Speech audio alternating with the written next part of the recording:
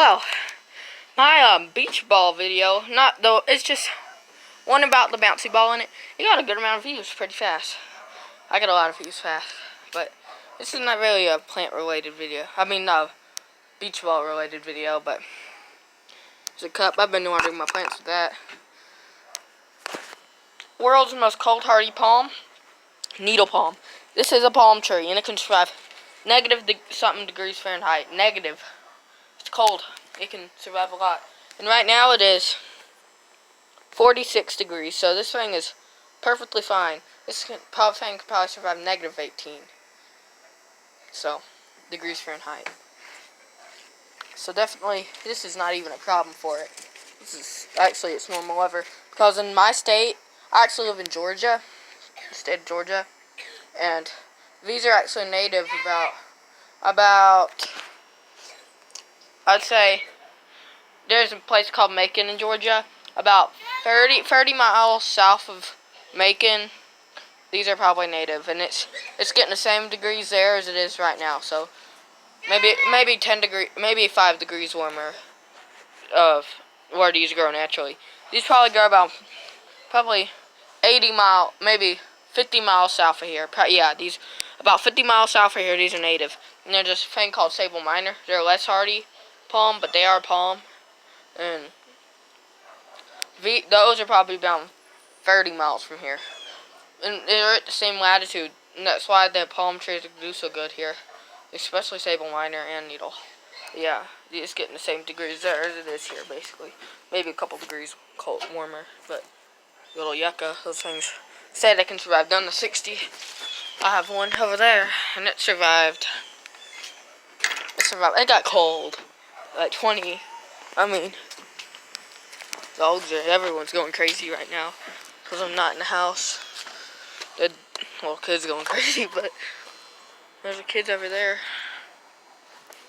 But anyways, this thing, I mean, whenever it gets like 20 and 30, I mean, the deers have been nibbling on it, but this thing is cold tolerant, and it got down to 20. So a lot. 40 degrees lower than it said it could, so tough plant. And it's probably the center spears. It's probably not going to grow any, but it's probably not going to grow any because it's going to live with these little things right here shooting up. Once they get about this tall, they're probably going to keep falling, but it will stay alive because I don't even know this, because that one just tipped over, but it's alive. It'll live through it. They just might keep tipping over and over and over. But once spring comes, it'll stop that. But I mean, it might not even do that. It might be just it might have gotten like an ice piece, and it just completely just cut off circulation to it. But you never know. But it looks good, and it's rooted in this. It's like kind of cats go in it a lot. The cats go to the bathroom in it, but it seems they don't care, and it's like soy because it's using it as fertilizer. All the trees have no leaves except for the pine. That's actually cool looking. And it's just really, I mean, it's good.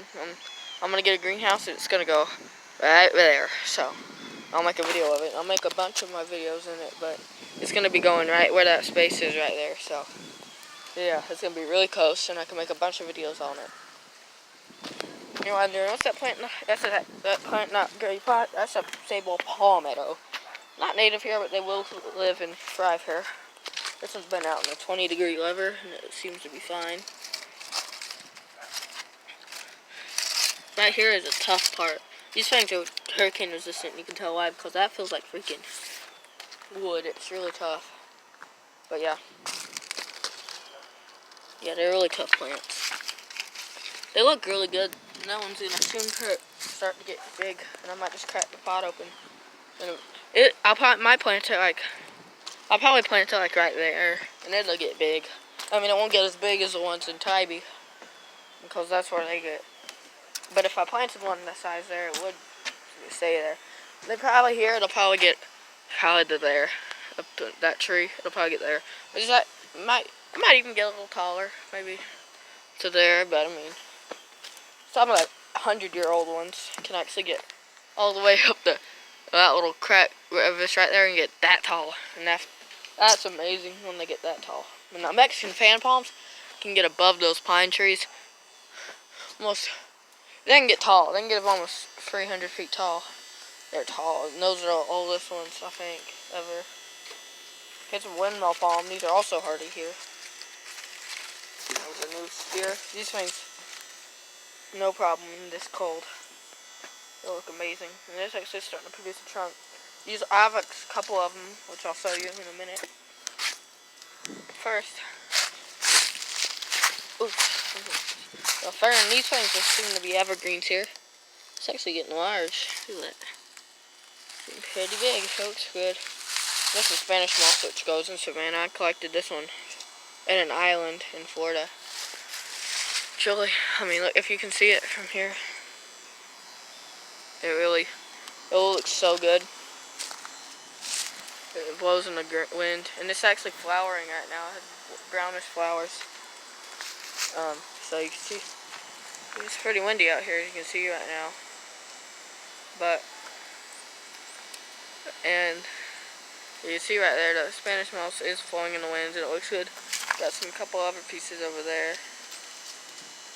If y'all can see them, zoom in there and there. So yeah, they have hooked on, and yeah, they seem to be pretty good. I said they're probably good down to about maybe 19. And so sometimes whenever it gets that cold, so sometimes I really have to restock on it because sometimes but most of the time it don't get below. If it does get below, I'm surprised. So, but I think no, they probably will be good to 15. Yeah, 15. Because I got 17 one year and I had it still alive, so I'd say they're probably good though on the 15. But it wasn't really kind of discolored. I'd say 15 does it, but yeah. And these are really soft plants. They're covered up by just really naturally insulating it, so I'm not going to uncover them. But they're really soft. These ones, it's pretty soft, surprisingly. They're hardy. It looks really good. That thing looks good. And that's a sign that says bloom. We have family who makes them, and they want to give them, but we secretly pay them. Like we hide the money in their house and tell them later because we want to pay for it. This one's actually a really small sign.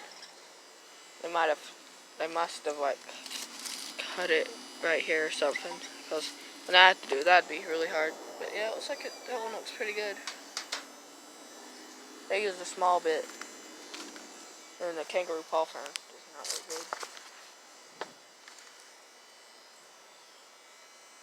What else? There's some more Spanish moss.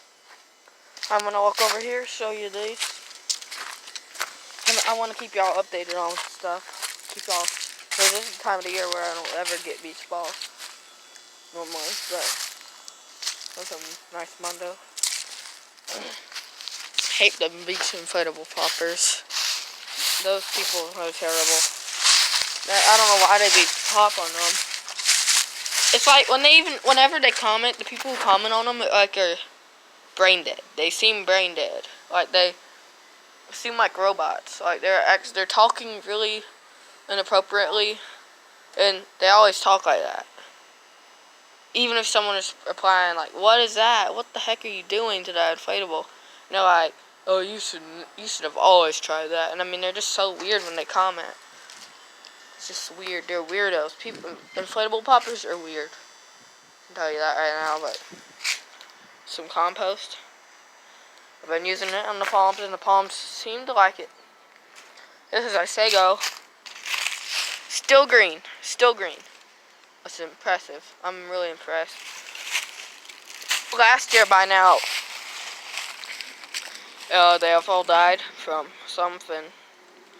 No, I don't know. It snowed earlier. Sometime. If I hear there's going to be a chance of snow, I'm just going to cover it up. Because the cold, I don't think, gets to it. But if it does, these limbs die. And this time of the year, we get these little things, just tiny amounts of this. You just pick that off, and it's perfectly normal. It's got a second finger frond, so it's really full right now. I'm surprised it's even still there. I'm surprised it's doing so good. I mean, I am. I'm just shocked. But it's actually not a palm, it's a cycad. Little fire pit. Never burned anything in it.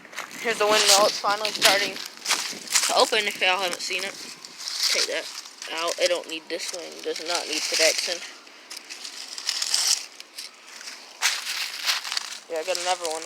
I got that one from Walmart, and that one. I think that one has hybrid. This one I think is a full windmill, but they look good. And I got a yucca down there. Got 2 yuccas. Alright, and I got the yucca garden over there, but look at this. That thing's getting tall. Billy cut it, and then it's just started to grow back. I mean, I'm surprised leaves are still on it till December. That's pretty shocking. They seem to be on there good. I know they're gonna be off by spring. They're gonna be off by early spring. There's gonna be no leaves on it. Maybe tiny something, but I can't even reach it. No. It was tiny when I plant here, and I don't know why they call it a pear, but I think that might be why. I throw those on the ground and hope that there's something that will grow into it. Whew, it's cold. It is. I mean, 40. It feels like 20. But I don't have a jacket on, so. Alright. This mulch helped the yard a lot. When we stump grinded. I want to try and get something to rot out that trunk so we can plant sunflowers in it. Alright, I'm going to film the plants now. This videos this long take up a good amount of time to upload. Those are actually types of weed. Oh, what is that? Yeah, they're a weed. They're still alive. I didn't want to cut them because they're really, really tall. So I'm just like curious to see how tall they're going to get and if they actually form the trunk. If they form a trunk and they produce wood, well, that's good. I'll cut them down and start for firewood. This part of the yard's really a lot warmer. Ooh, that's bright. That's really bright. It's warming. Warming the yuccas. Keeping them warm. Get all those yuccas. When a yucca falls, it's going to stay alive. I mean, they're just